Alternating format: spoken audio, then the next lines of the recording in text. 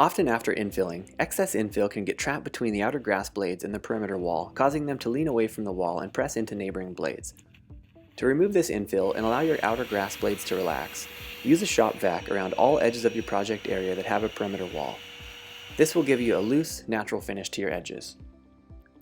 For the blades that didn't get a chance to stand up because of the infill trap behind them, now's the time to properly brush them back up against the wall with your power broom.